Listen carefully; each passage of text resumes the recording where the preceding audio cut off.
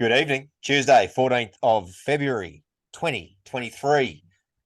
You're here for yet another episode of the Tiger Town podcast. Lovely to have you. Thanks for tuning in, whether you're Spotify or YouTube. I'm Zac. Unfortunately, you've got to look at me if you're on YouTube, but if you're listening to the audio, you just got me on the Spotify, which is the go. On the other end of the line is my man, Toby. Good evening, sir. How you going, mate? I'm going all right there, son. How you bloody going then? Mate, how good is the Aussie slang? It's too good. Yeah, no, it's good there, champion. How's your week Yeah, been? no, it's bloody good. Week's been splendid. Thank you for asking. We're just basking in the worst month of the year in terms of the weather up here in Brisbane. What about you? Yep. Stinking hot, disgusting. Yep. Sometimes when it's this hot, I question why I moved up here. Been here for 17 years now, and I still haven't climatized to this crap. Yeah. Yes, that's what we deal with. Yep. But I guess the sooner we're through February, the sooner we can get down towards April and May, and a few more enjoyable months weather-wise. Exactly. Look at us go. We're talking about the weather in the first few minutes. Must be a packed show. Yeah, I know, right? It must be everyone must be super keen now. They must be turning up their volume to make sure they hear everything we're talking about. Super chuffed. I bet you they're tuning in to hear us comment on that beautiful game on the weekend. Well, weekend. It was nearly a week ago. It was Thursday, wasn't it? It was Thursday. Look, yeah. Wasn't much to say about it. It's frustrating to have a performance like that, but in saying that, you look at that team on paper, and it's not that much of a surprise, but still frustrating to see. Yeah, no doubt. Yeah. It wasn't even the Reggie side either, the reserve side. No. It was, and it wasn't even reserves and flag. You know, there was four, five, six SG ball under 19s players in there. Yeah. You know, they were being led around by a halfback who'd been in the club, a reserve grade halfback that had been in club 2 weeks, and a ex rugby union centre who was playing 5'8". They were the halves thrown together. Yep. I mean, you can't expect much out of that. What caught your eye? Positive, negative, otherwise? Couple of points, couple of takeaways. I think you had a couple of notes you threw by, a couple of thoughts after the game. Did I'm just pulling them up now because I can't remember what I said. So they weren't very memorable, to be honest. I'm just giving you a bit of airtime there, Chief. Yeah. As much as he's copped a bit of flack, which is interesting, I actually thought Staines was quite solid at fullback. Yeah. People were reporting he was, had a mixed bag. Apart from being run over the top of by a bloke who is taller and, probably puts an extra 10, 15 kilos on him and one-on-one, he actually was really solid in defense. Before that, I think he took down a prop one-on-one. Yeah, he made a really good try-saving tackle. Yeah. Right on the line. He put his body on the line. He hit pretty hard in that tackle. I can't remember who it was, but yeah. I can't remember. I don't think it could have been a foul, but I don't think it was. Yeah. I thought his positioning was solid. I don't think a lot of kicks made the grass too often, so I thought he was quite good on that. And his return, I thought he was solid. Yeah. Without being spectacular. No. I think, that tackle from Montoya, I mean, he just got in a position against a bigger bloke, and it was on the try line. He wasn't expected to stop that try. No, if it goes low, he scores anyway, so he has to go high. It was just sort of an exclamation point that people remembered, but he did a bit more in that game. Well, everyone was sitting there comparing it to when Sivo ran over the top of Tedesco, and it was very similar. And Tedesco is probably the best defensive fullback in the game. Yeah. Yeah. Bigger body too. Yeah, 100%. One thing that does annoy me over the off-season in regards to Staines, so I know you're about to move on to your next point, but so many people are talking about how they're excited to have Staines here as an option in lieu of Laurie because he's a bigger body. He's not. Him and Laurie are basically exactly the same size. They're a centimetre or two apart in height. I think we might have even spoken about this. Yeah, it was silly, and we saw firsthand on the weekend in that particular tackle, and once or twice as well. Like, he's far from a big body at all. Like, he'd be lucky to weigh 86 kilos ringing wet, I'd reckon. Oh, you'd think so. Like, I don't know his stats, but looking at him, he doesn't look bigger than Laurie. Laurie, looking at the Indigenous game, he looked like he's added on some size, which is He's almost put a bit on, yeah. My second point is Pole is a prop, out and out prop. He's not a second rower. Yeah. Not a modern day second rower. You know, he probably could have been back in Sirenen's day a pretty good second rower, but he's not a modern day second rower. He is a prop out and out. As soon as him and Steph were the 1-2 punch, we had so much go forward, so much. Yeah. The back fence, like his life depended on it. Well, his strength is the quick feet at the line, isn't it? Yeah, yeah. He's so agile for a big guy, and he's so fit, and he's really well built, low to the ground, stocky. He seems like he's pretty quick off the mark, but that late footwork is one of his major strengths. And so when he's out that little bit wider, it could very well be the case that he's out with someone, those second rowers and those halves are a little bit more agile. So they're not as bamboozled or wrong footed as much as what maybe some of the bigger pigs in the middle may be by that. And not only that late footwork, but as you said, just his power running. You know, he bent the line really well. His leg He drive. went back to the middle. Yeah. Um, I actually think he's agile enough to fill a role. So if we had an injury and somebody went down the game, I wouldn't have any dramas in pushing him out there. no, But I think we're pretty well equipped, and I think, as you said, his best position is definitely prop. and like, you know, we got Clemmer for 3 or 4 years. When Clemmer retires, our front row has to be Steph and Polo. My third point was I thought Simpkins was solid, quite solid. Good. He had good service out of dummy half. He knew when to, like, it seems like he picked the right times to run to gain those meters. You go. Sorry.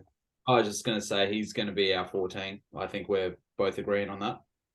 Yeah, definitely. And I actually like the fact I wrote that he was busy that night and on Thursday night, and I especially like the fact that he was chiming in a lot more in shift movements as what your pseudo lock would, and he looked to me as though he handled that role relatively well. We know he's generally an out and out hooker, but I think they've made him into a little bit of a makeshift 13 in that he can play that link role, and he's got good service. He can pass both ways. Yeah. So I like that. He put a little kick in at one stage. I don't know how successful it was, but he shows that he's been able to expand his game and grow his game a little bit, which we haven't seen out of him over the last 2 years or so. He's sort of stayed very stagnant. So it looks over the off season as if he's had a bit of coaching and he's started to, add to his skill set a little bit, which was good. He wasn't as crisp. I think everybody was pretty sloppy. I think execution was pretty average, to be expected. I wasn't going in the game expecting much else. Better than not everything, not all of his hit the mark and that sort of stuff. The positioning wasn't always great in some of the things that he did, but I liked him because he was busy. He sort of got involved in the game. Yeah, Rua was very, very, very rusty. Very rusty. Not a lot to like about Rua's game on the weekend, to be honest. No, not at all, unfortunately. But that's all right. He's still young. One point that I forgot to put on the one I sent you guys is just about Tommy Talau. Very, very rusty as well. His defense, we both agree that his defense was, pretty shocking at times. But we all, like, the thing that I've been thinking about recently is that was Sheens' game plan for years. Remember, he loved that in and out, loved it. And you watch up and in. Sorry, yeah. He, you watch him every time he ran in. He was, as soon as like they realized it was an overlap, he was back to make that cover. But yeah, whether he just didn't trust Wakeham on the inside. Yeah. Yeah, I want to add a thought to that. And it looked ugly. And to me, it's a case of going, well, that combo didn't know each other. So Wakeham on the inside, he's been in the building 2 weeks. Tommy Talau's never played with him, probably never trained with him because Talau would have been training in the first squad. Wakeham would have been training in the second. So they've probably barely run a single defensive drill together. And Liam Scolari, who is way down the pecking order in terms of the wingers, same thing. He's probably completely inexperienced in terms of playing together. And those edges, we know in rugby league, one of the most fundamental things about an edge is that they need to work as a unit. Yeah. And I think Tommy was overcorrecting for that. I think he was trying to come in and shut down plays. He didn't have the communication with his winger, which you would have through an entire preseason and training all the time with your winger if you're a centre. And I think he obviously doubted, Wakeham's ability to shut down plays or stay on his man. And I think he was just overreading basically, and the whole thing looked ugly as a result. But considering it looked to me like he was making decisions. It's just that the decisions weren't always the right decisions, and I think he was overcorrecting a little bit. And but at least he was the one in that back line making the decisions Yeah. for me. And I think when you put Tommy Talau inside, who's he going to play inside? He's going to play right centre most likely. So that'd be with Mamalo. Is that right? Yeah. And Yeah, he's on Mamalo's side this week. I get lefts and rights confused all the time. Who we got here in the team list? So yeah, so he's on Mamalo's side, and that would be. I think that's the left side. Yeah, well, I don't know. For whatever reason, I've said this before. Left and rights I've never paid too much attention to because I never grew up with structures about left and right. You'd play both sides. Yeah. Not so much centers, obviously, but so yeah, whether he's with Dwayne or Wakeham, I dare say he is going to be on Wakeham's side again. So that would be the side of Brooks and Papali'i, most likely. So you'll see a side this weekend of Wakeham, Papali'i, Talau, and Mamalo. So I think at the very least, Mamalo and Talau will be both in the same frame of mind. I think Papali'i will provide a lot of cover for Wakeham as well. I think they'll be a little bit better for that combination, Wakeham, Talau, Mamalo. And I think Talau and Mamalo will think very similarly in terms of strong up and in, and they're both big bodies. So if they are going to go around those two, they're going to have to be pretty good passes because I think their wingspans and whatnot are going to be pretty handy. So it'd be interesting to see what defense they play, but I do think that Talau's combination, at least defensively, is going to be a lot better this week. It didn't look good. The optics didn't look good, but I think there was a few extenuating circumstances and reasons why maybe. Yeah. And then just to move on to that, unless, something very drastic happens, Scolari will never see first grade, unfortunately. It was you that made that comment. Yep. I thought that was pretty harsh, but he didn't have a good game.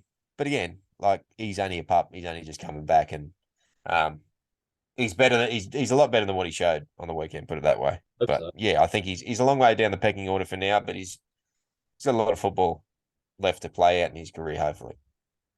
And last but not least, I really think we can't afford to have any injuries to our halves because our depth is. Yeah. In saying that, one outing doesn't make anything. It's just that obviously we don't really have a 5'8". We have a makeshift 5'8" there, and our out-and-out halfback, who was a reserve grade, has been there for 2 weeks, but he was he made some good choices when he ran the ball, but he just kept passing it.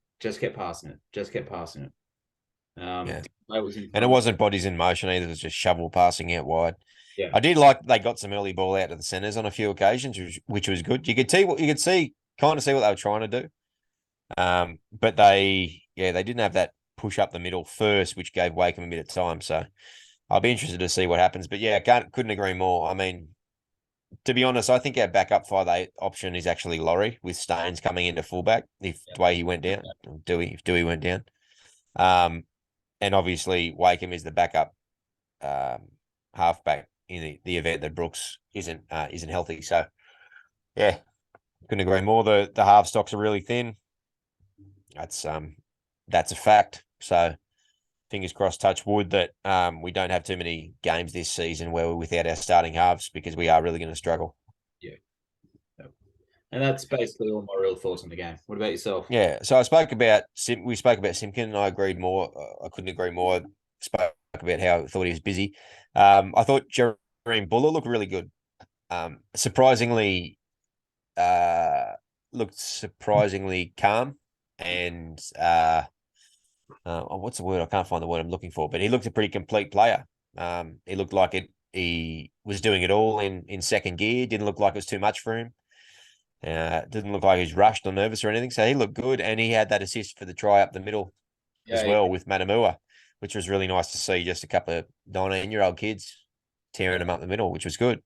No, I really like the look of Buller, and he looks safe, which you can't always say for athletes that come through that get picked on athletic ability in the backs, particularly fullback. Safety isn't always their thing, but he looked good.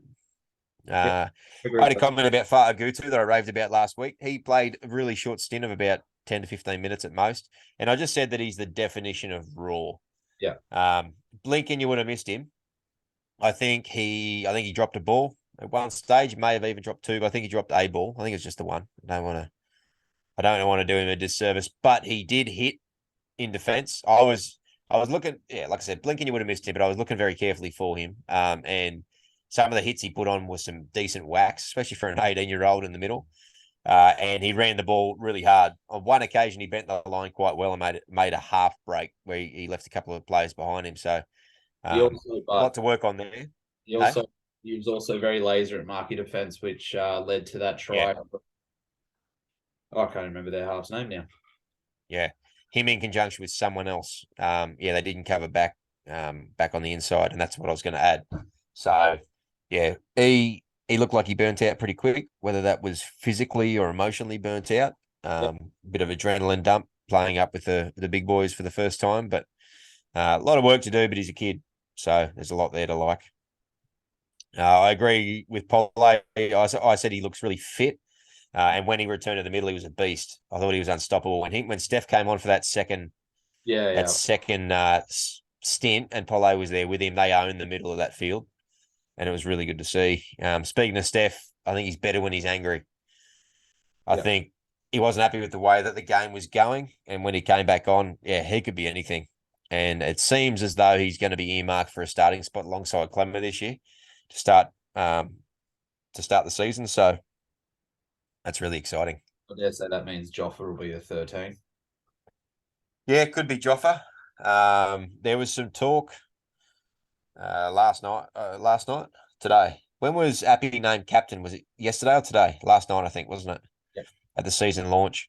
Yeah, there's been some talk today that Joffa was well and truly in the running, but Robbie and Benji had suggested that he might not be in the starting side, so that could be a problem with Joffa getting chosen as captain. Oh, okay. And that was just a couple of whispers on the hush. So yeah, look, it'd be interesting to see. Based upon that information, you'd be wondering about the lock position, but hell, they've got Alex 12 playing there Yeah. in this one. So yeah, Some tells me they're not. If 12's there, they're not thinking about having all playing locks. So I don't think that they've got 12 there for any vision into him doing that role. To be perfectly honest, I think that they're going to go quite far. If anything, if there's ball playing lock possibility, I think they're right in that bandwagon with this attacking brand of football. The fact that they try to play Ruhr and Jake Simpkin and these small forwards in there last week, I think that's a non-negotiable for him. So I don't think we're going to see a whole lot of Twal or Joff or anybody in lock. Maybe bits and pieces, but I think they're going to want to play those smaller forwards in there a lot more. I could actually see Matamua getting a smoky start as the starting lock. I think he's way too raw, and I think his completions and that sort of stuff, his execution is just not where it needs to be. He overplays his hand too much, way too much.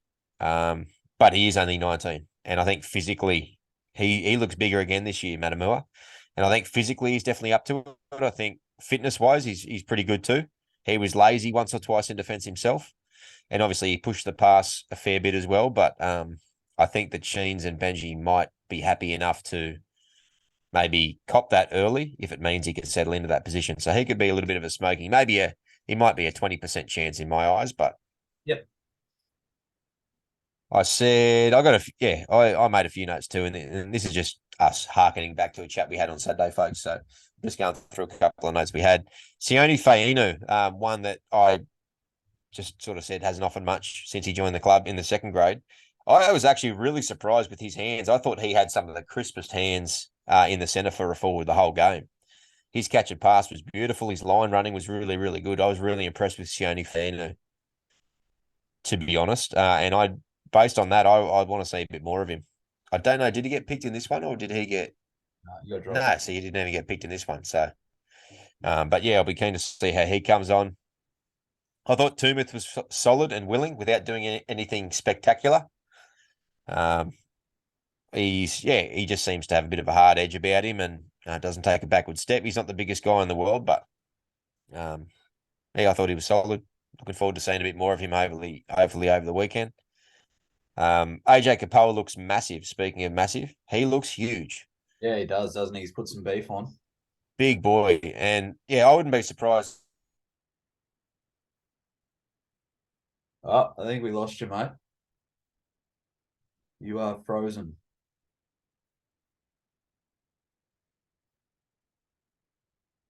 For those that are still tuning in, Zac is frozen, as we can see. So we will be pausing for 2 secs, and then we will be back. Wow. Welcome back. Sorry about that. Bit of technical difficulties. We're back in play. So we were talking about Tumith. We were leading into talking about Kapoa. Just saying that he looks pretty massive and he did his chances no harm on the weekend. What do you think? Yeah, no, I agree. I thought his returns were quite good. He's on the extended bench this week, so they were clearly happy with what he could prove or what he could provide. Sorry. I thought defensively he was solid, especially on that left-hand side. I think he's definitely put his hand up and again proved to us all that center is his position. Definitely. And yeah, he was a bit of a handful in a couple of carries that he had. His edge also looked a lot stickier and a lot more solid as well than what Talau's edge did. Yeah, agree. Asatasi James ran the ball quite hard, like we did in the middle. I think as far as I'm concerned, he, like I mentioned, I don't know that his fitness is up there or he's got the biggest motor, but he may well be a decent option. Yep. No, I'd agree with that. Did you see much of Jordan Hill came on in the second half on the wing? Oh, no, not really. I didn't pay too much attention to him. I did a little. I really liked his carries. He's built a lot like Selwyn Cobbo. Big, tall, rangy winger. A couple of really good carries out of the backfield. He's a bit of a smoky to watch as well. There's a lot to like about Jordan Hill. Yep. Yeah, no, like I said, I didn't pay too much attention to him. When he came on, I was paying a bit of attention to, you'll probably correct me on his last name, but Zane Cremo. Camera. Yeah. He came on as it looked like a 5'8", and I actually thought he was pretty solid. Yeah, he was decent. Yeah. I think he's grown into his body a little bit. Last time I saw him, he's a bit smaller. Actually, looked like a smaller half, but I think he might have shot up a little bit. So is he SG? Camera would be up in flag down. Okay. Yeah. Yeah. So yeah, growing into a bit more of that Adam Doohy style body shape, I guess. Yeah. Tall and rangy. Yeah. Yeah, with my notes, I had one final note, which was Belinda Sharp's a shithouse ref. Hey, we've got a worse ref coming up this week, so. Nah, look, she was all right, but she just, I don't know, whether she saw it as an opportunity, she blew the pee out of the whistle far too often. And like to me, that's not what trial matches are about in the slightest. It was pretty frustrating at times. And I should have made a mention about Seafarth. Seafarth just did everything that Seafarth does, eh? Oh, it did. Like dead set. He is just like a Labrador puppy on crack. Like he just goes at everything a million miles an hour, gives away 47 penalties, drops like every time something goes wrong anywhere near him, you can guarantee he's involved in some way. We had momentum building to start fight back in that game, and that wild pass straight to them. All that momentum. He's just a magnet for doing something stupid. He does it so often, all the time. And the thing is, if he could get all of that out of his game, all of them, all the penalties, all the stupid mistakes, all the getting in the way on decoy runs, he would be a passable bench player. Yeah. Look, he has a lot that he'd have to get out of his game for that to happen. Oh God, he's painful. Get him out of my team. I And yeah, can't wait to get John Bateman over and get Bloor up for get Bloor's fitness back up and going so Seafarth can piss off back to Reggie's. Go away, mate. Like, yeah, he's just one of those players that you just hate seeing them named in your team because you just know that they're never going to win you a game. They're never going to do anything spectacular. And as much as he fills a role quite well, he always has a negative impact on the game. He always does something that hurts our chances, I find. yeah. No, And look, he's all effort, but far out. Frustrating. like you said, Frustrating. he's just a Labrador on crack. They're all 100%. they're just 100%. there's nothing to them. There's nothing. It seems like there's just in the moment, nothing in between the ears at the time. No, there's not much going in there. I reckon the wind would pick up speed inside his cranium. Anyway, that was last Thursday, so we can leave that be for a little bit. Not our greatest showing, but yeah, look, we've gone through and spoken about a couple of things. Look, there's positives to pull out of everything. If you sat there overly concerned about this is going to be a long year for the Tigers, have a Bex, lay down, maybe have yourself a little neat whiskey or something, and get a good night's sleep because it couldn't mean less in the grand scheme of things. It just, I guess, we didn't see our greatest squad have a particularly good game. So Yeah, no, and then if anyone's like, it's a trial, but I can probably count on two hands the amount of trial games the Storm have won. So yeah, you said that last week, and it's a bloody good point. It's a really good point. And last year, was it last year that Parramatta beat Penrith something like 30-0 in a trial? probably, Yeah, something like that. So nothing. No, it's just getting some miles in the legs for the people that need it, especially the first trial. yeah, gives the coaches a chance to see, like, as we said last week, reserve graders, people on the cusp, young kids coming through, mix them all together, chuck them in together. They never played together before. There's no combinations going to be there anyway, and just see what they do. And it went belly up, but oh well, if it's going to go belly up, might as well go belly up in a trial where hardly any of our first graders played. Yep, agree with that. So this week we play Canberra at Belmore. That's weird. Yeah, no, On Sunday afternoon. It's a double header at Belmore. Yeah, so the Bulldogs play someone in the second game. Yeah. So. And predictably, we've named a bit more of a first grade standard squad, you would think. Yes, I would agree with that. So let's have a quick run through of the lineup there. So at the back, we've got Laurie, we've got Nofaluma and Mamalo on the wings, Naden and Talau in the centres, Adam Doohy. Quick interjection there. I don't know if I don't know if you've seen the All Stars game, but my God, Naden played well in the centres. Oh, yeah. Back where he belongs, speaking of centres playing centre. That's right. No, he had a great game. He was in everything. Yeah. So that flick pass to Sloan. Yeah. Try. Nice, wasn't it? Just acceleration, brought him into the winger, bang, out the back. Yeah. Naden's a lot quicker than what people give him credit for, especially over short distances. He's got a really good acceleration. Yeah. Yeah, so Laurie at the back, Noffa and Mamalo on the wings, Naden and Talau on the centres. Our halves are Dewey and Wakeham. So Brooks he's coming back from a minor calf complaint. He's all good to go apparently, but they're just going to keep him on ice for round one. Save risking. Why would you risk somebody like that? Our starting front rowers are Steph Atoikamanu and David Clemmer. That's going to be exciting to see. Yeah. So starting prop pair. Speaking of calf complaints, we've also got Joffa and Appy sitting out as well. Same deal with both of them. So minor calf complaints that they've since gotten over. I think Appy pulled up a little bit tight from training with a calf complaint, and Joffa's just gotten past his as well. But same thing with them. They don't want to risk him in this last trial. So those guys are, as far as we're aware, so that truck go by if you heard that on the microphone.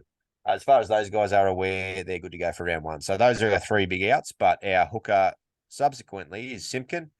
We've then got in the back row Isaiah Papali'i and Alex Seafarth. And then we've got another Alex in Twally locking the scrum. Interchange bench, starting interchange bench would be Pole, Staines, Blore, and Simpkins. And then we've got reserves, which is an extended reserves list.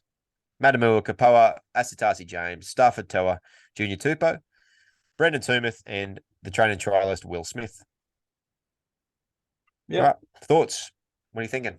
Oh, bar maybe 3 players there. That is our strongest team, especially the first 17. Both the three I named, right? Yeah, pretty much. You would think that. Oh, you know who else I didn't name would be John Bateman as well. Yeah. So obviously. Safe will drop out. Simpkins will drop out. And then probably Staines would drop out. And then you've got Appy, Joffa, and Bateman coming in. Yeah. Yeah. So you'd probably think that Bateman would come for Seafarth right out of the 17. Yep. Twal maybe back to the bench for Joffa in lock. Yep. Simpkin would be your 14.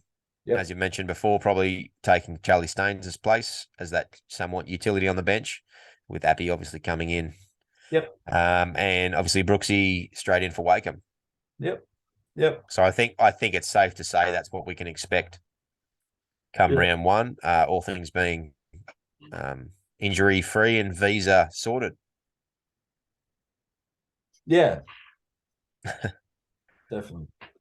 Yeah. So what are 3 things you're looking forward to seeing out of that list? Papali'i will be one. Yep. I think just our 2 new recruits straight off the bat, Papali'i and Clemmer. But I'm looking forward to seeing Blore back. I'm looking forward to seeing what he can do. So yeah, me too. I think there's a lot of people in that boat as well. I think it's easy to forget the punch that he can provide off the bench. Yeah, agreed. Be interesting to see if they play him a little bit in the middle as well, in limited minutes. There was a bit of talk of that over the off-season. So it'll be interesting to see how they play him there. I'm excited to see how the edges go and if there's been some improvement there from last year. Yeah, no, I agree. I think, look, I think I reckon what's going to happen is, yes, he's there as a utility option, but I think they're going to swap out Mamalo and Staines because I think that they're going to see, because from what I hear, or from what I read, you know, they love his punch, but they're really concerned about his defense, Mamalo. And he's also, I don't know if he's completely still over that knee injury. It's something that's hampered him quite a bit in the last couple of seasons. So he's been training without a knee brace over the off-season, so that's a good sign. Yeah. But, I didn't watch. I watched the All-Stars, but I didn't focus too highly on Tukey. But apparently, he had a blinder of a game too. So maybe he's starting to get a little bit of confidence back. Because see, I only watched the highlights of that game, so I actually might sit down and watch the game in full tonight because, those 3 boys in particular, I'm really keen to go and watch. From what I heard or from what I saw in a few highlights, when Laurie got on the field, he was involved in a fair bit of stuff too. Yeah, well, he's basically set up that try for Naden, the second try for Naden, or the first kick with the kick to Hines, and then Hines with the pass to Naden. Yeah.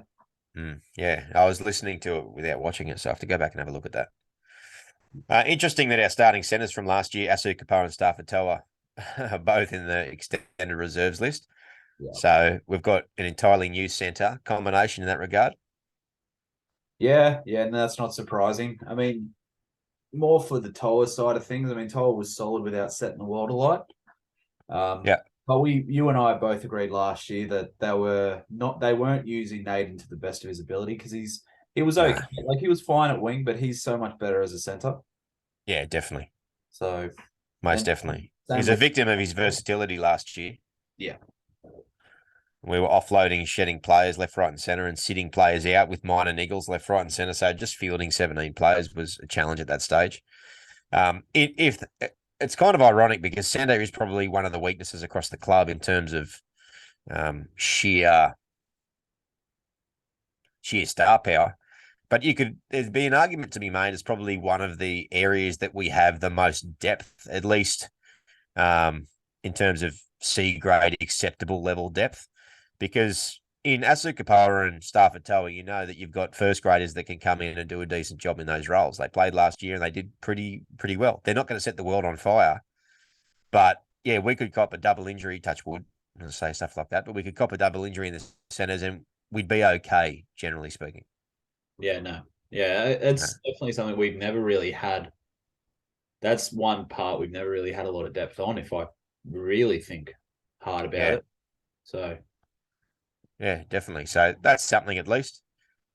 It's good to yeah, have depth in some areas. Obviously, we're pretty skinny in the halves, as we spoke about before, and I think we're skinny in terms of experience in the second row. Obviously, we've got the likes of Tumith and Kautoga and Seafarth and Blore and these type of people that come in behind Bateman and Papali'i. They're people that can do a role. They're not people that will be filling in as second rowers. They're not people who are no names necessarily. They might be inexperienced, but I'd have a fair amount of confidence in those guys at least coming in to do a job. So, second row's not looking too bad, I guess. yeah. No, in all honesty, I'm very comfortable almost across the park with our depth. Like you said, the only thing that's concerning is our halves.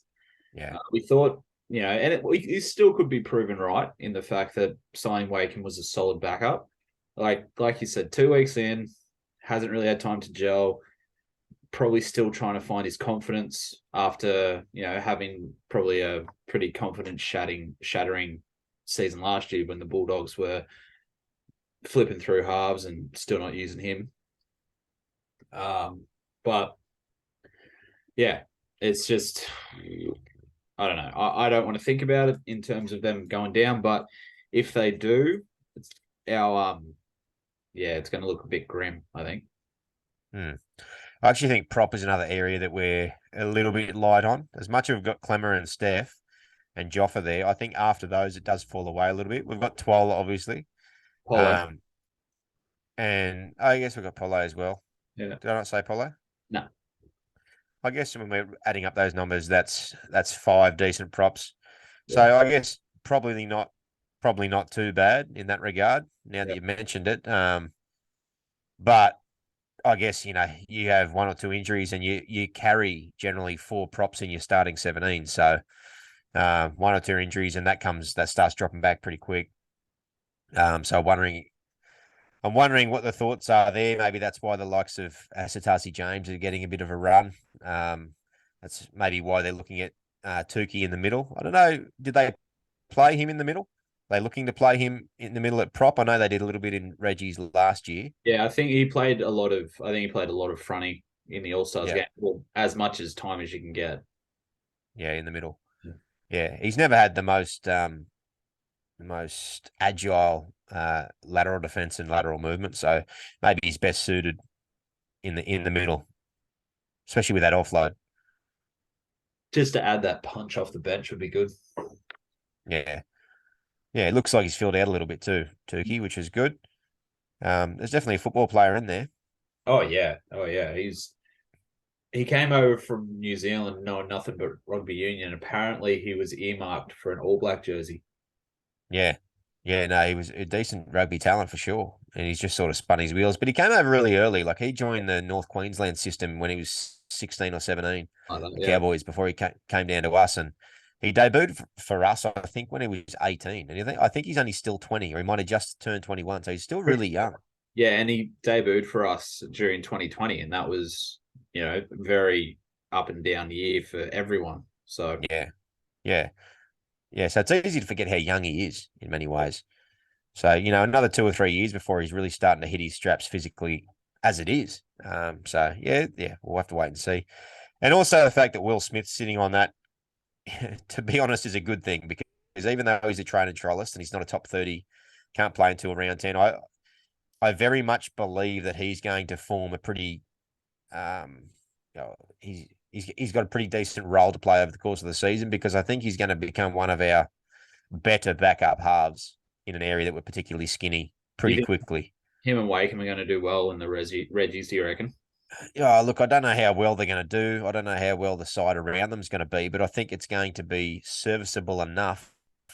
I think that he trumps Tristan Riley hands down Oh, by for far. that backup 5'8" position, 5'8" position, and he may even find himself weaseling his way into the 14, depending on how Simpkin goes. So I think he's a name that we can quite easily forget about pretty quickly when it comes to half depth. But he is not spectacular, but you do know that Will Smith will do a decent job, and he's a pretty good defender. Yeah, yeah. I think that he's proved that over what Eels, Panthers, and Titans, he can do a job if needed. So Yeah, definitely. So yeah, look, Charlie Staines on the bench. What do you make of that? I said it previously. I don't know if I said it in a pod, but I know I've said it to you before. There was that talk of Laurie being a utility and Staines actually being the fullback, and I saw the theory I think behind it is trying to replicate what the Storm did back when Pappy was coming off the bench, at that spark, at that speed to really try Up to the middle. try to break up the defense. So he'd be playing more like a loose forward, I in think that he'd just be hovering around. Yeah, apparently that's what the Roosters are gonna think of doing this year with Joey Manu, get him closer to the action. Yeah, well, So he'd be trying to get him as near the action as he possibly can, I think. him or Tuivasa-Sheck, which one? Apparently they're gonna get everyone. Yeah, they're gonna have a team full of superstar fullbacks. Ridiculous. Yeah. I hope they crash and burn again. Oh, so bad. There's nothing authentic or organic or likable about that side, that club from head to toe. No. Like, as much as we can't stand the Panthers, but we can only can't stand the Panthers because of their dickhead coach. The system they have in place is purely organic. It's the juniors come through. It's the mates that want to play together. And they've earned their success. Like, they built their success. 100%. They didn't go out with a bloke worth hundreds of millions of dollars bankrolling the side and pay people under the table and get them jobs after footy and pay them big salaries and just go and buy premierships and just pluck people from other teams to do it. So as you can not, fuck. No, we're not Sarah at all about Tedesco leaving. Not at all. Fuck Nick Politis. Fuck the Roosters, and fuck that model of just buying premierships. Go and shove it up your ass. Go over to the USA and go and be part of basketball and NFL. That's what they like to do. Premier League over in England. Yeah. It's not... I read somewhere that's what we're trying to do essentially is we've gone away from the grow model and we're using the pay model, the buy model. Us. We're doing the opposite. That's what I read, and I thought it was funny. Well, from a journalist or something, or something tells me it was Brent Reed, but I could be wrong about that. Mainly because, we're literally doing the opposite. Like, we've never spent more money in our pathways, and we're going down the Panther model in many ways, just doing it in our own way. So, they're bringing it back to the fact that we dumped a lot of players, but we bought 5 quality players back over. So. Yeah, well, we definitely haven't gone the Roosters model, that's for sure. No. Lord forbid the Tigers buy some semi-decent players for once. I know, right? Got to rain on our parade. But in saying that, if it was the article I read, Brent Reed did say he was drinking the Tigers Kool-Aid, so. Oh, was that in the same article? Yeah, okay. I think so. I could be wrong. We don't need rugby league journalists with collective IQs of 73 and change to support Queensland to get in our corner. You stick to your corner, Chief. Yeah. And we'll stick to our long-suffering corner. That's right. So what do you we spoke about what you're looking forward to the game. We've given a quick little breakdown. We're pulling up towards the end of this pod again, but tell me, we've missed a big chunk of news this week. What are your thoughts on Appy being made captain? What are your thoughts on that? We did. Yeah, sorry. I don't think it's bad. I don't think it's a bad choice. I think it's a pretty decent choice. By default, I'm not a massive fan of people coming into the club and being made captain before they've played a game. But in many ways, it also doesn't bother me as much as well, that particular issue. I think that Dewey and Joffa were hard done by, but I don't know where Dewey's head's at. Is he still trying to learn himself? He's still trying to find himself a position, and I don't know if he's going to be here long term, depending on what happens with Mitch Moses. And Joffa's going to be someone who may not even be in the starting 13, so he might have a fair bit of time on the bench. So I'd like to see Dewey and Joffa name maybe co-vice captains. It'd be a nice little touch behind Yeah. Appy. But yeah, I think by all reports, I think Sheen's mentioned that the players essentially put forward who they were thinking and who they'd like to lead them. And I'm a big fan of that happening. Yeah, yeah. I've heard counter arguments where the coaches should be choosing the leaders. I think that's such an antiquated model and so out of date. I think this day and age, particularly, people get a lot more ownership if they like, people know who their leaders are, and Oh, they're going to nominate the people that they look to, and so they might as well have that seen next to their name. So, look, the journalists have had a bit of fun with it, digging back up that one quote when he was blind two yeah. days after they won the grand final. Of course, Yeah. they brought that back up. Oh, of course. Oh, he said this about the Tigers making fun of him. Now he's their captain. Oh, they must be a basket case. Yeah, right. Whatever. Look, when they called us a bastards case mid last year, you could kind of agree with them a little bit. But Oh, 100%. I but think we said it first. yeah, probably. Every fan did. Yeah. We've had a basket case for more than just last year. If we're Yeah. being We definitely hit rock brutally bottom. honest. We definitely hit rock bottom last year. Yeah. But yeah, like I like the idea of I've always liked the idea of a hooker being the captain. I think it's a model that's I've always been a fan of because essentially the hooker always ties the team together in both defense and attack. So they have to talk the most. They have to be the one that essentially leads the team forward. And it's worked. God, the amount of times I've seen a hooker be captain and just, it seems to just resonate with the players a lot more on the field. Farrell was our captain, but then you had Cam Smith at Storm, you had Ennis at the Bulldogs, you had Yeah. Badiris. Yeah, well, they're front and center. They generally play big minutes, if not the full 80. Yeah, They're right in the meat and potatoes of it. And they're really close to the ref. A lot of play dictates around them. yeah. No, I agree. So they're shot callers in many ways. Yeah. Nah, not a bad choice. I'm not going to throw that one back. Yeah, but I'm trying to think now. I don't think there's another hooker captain in the other 16 teams, is it? Yeah, Jaden Brayley at the Knights. Isn't Ponga the captain? Brayley was last year. Whether or not they were I'm not sure. But yeah, Yeah. Jaden Brayley was captain last year. He was out injured for a long time though, Okay. as Uh, well. So that might have been a reason why. yeah, maybe. He was definitely made captain because I remember them doing a big thing about it. The fact he was really young, relatively young. I'm just going through the teams in my head. I don't think there's anyone else. Not anybody that would jump out really. Yeah. Yeah, that's it. But yeah, I think it's he's also a 3-time premiership winner, state of origin rep. You know, we said that when Tarmow signed, like, oh, we've got a premiership winner, we've got a origin rep, and he's going to lead from the front, and then Yeah, the difference is, yeah, you're right. But the difference is with this recruitment drive, obviously, that we've bought players that they could have those accolades listed next to their name, but they were past achievements. Whereas you look at the likes of Api Coruscant, he's played in the last three, so it's current. He's the incumbent New South Wales hooker. He played in game 3, didn't he? We played last year, at least. I think he I think played. he played in. I think he played game 3. Yeah. Oh, I can't remember. Yeah. John Bateman just played for England.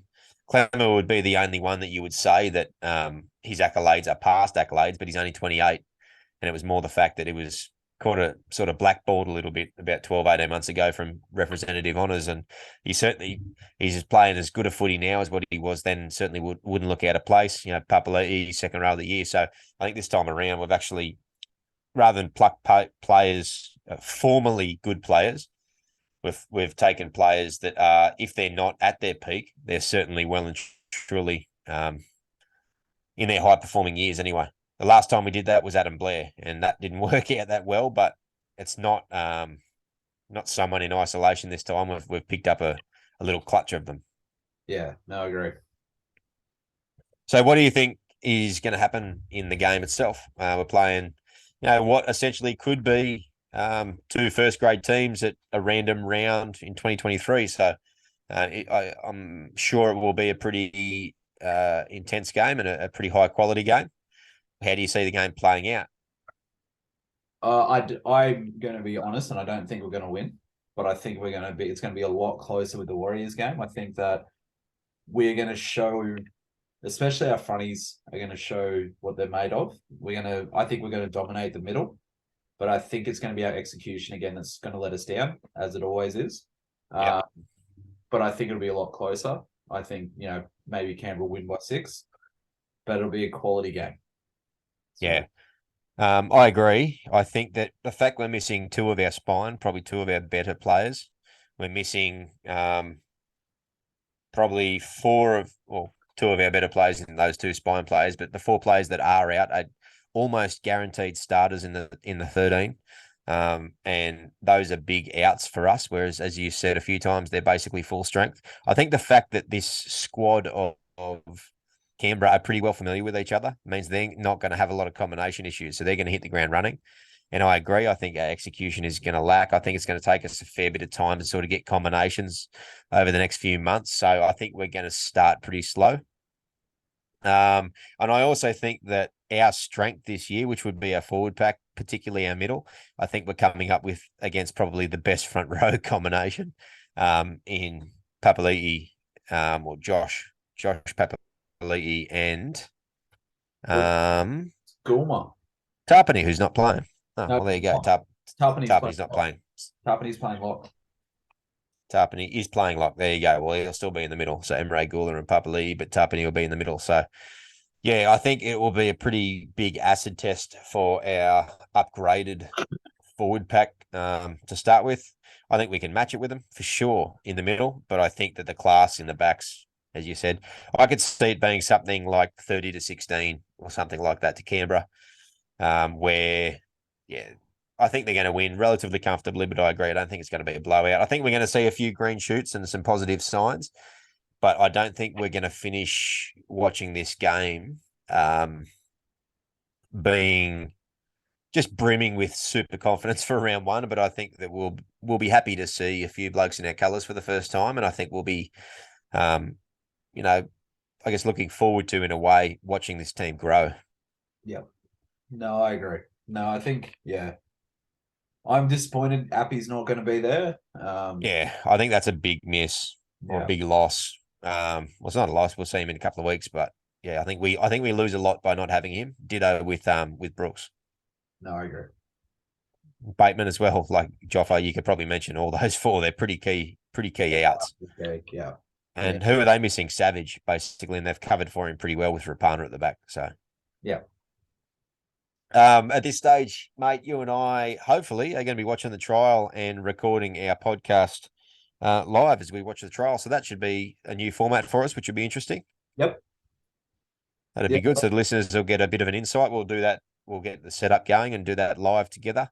And that will probably be a podcast for next week. We might even do a short follow-up. We'll see how we go. But that may be a podcast for next week. So that'll make for some interesting listening. We'll have to make sure we have the swear jar handy, hey? 100%. And if not, it'll definitely be a couple of weeks after. Yeah. Because, like I mentioned a couple of times, I've got another kid on the way, and it could be here any day. Yeah. So it might be we might have to reschedule that catch up, but we will definitely be doing it at least in 2 weeks. Yeah, no, we'll rain, hail, or shine. We'll have a show prior to round 1, most definitely. Yep. You've timed that quite well. Well done. Yeah. In the hiatus between the trials and hopefully between the trials and round 1. That was good. Were you thinking about that, 8.5 months ago? 100%. I knew that was going to happen. Yeah, well done. That was good. You're scheduling. You're forward thinking. You're a visionary, mate.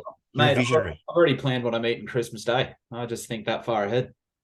Food wise, yeah. Excellent. That's good. No, glad to hear it.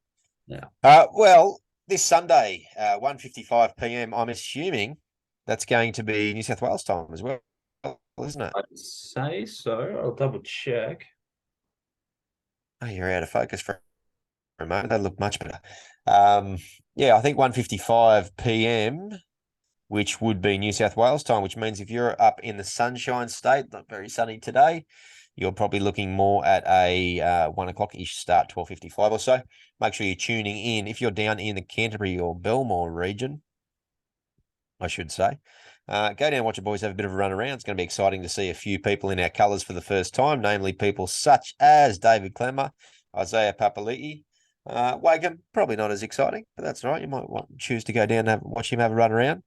But either way, we should get a little bit of a better understanding, I think, this week as to at least roughly what we can expect out of the boys from round one onwards, perhaps the style of play we're looking at, how a few of these players are going to start to work with each other and the combinations they're going to build. So it's going to make for an exciting viewing on Sunday. We've got a special show that will come out probably same time, Tuesday, Wednesday next week.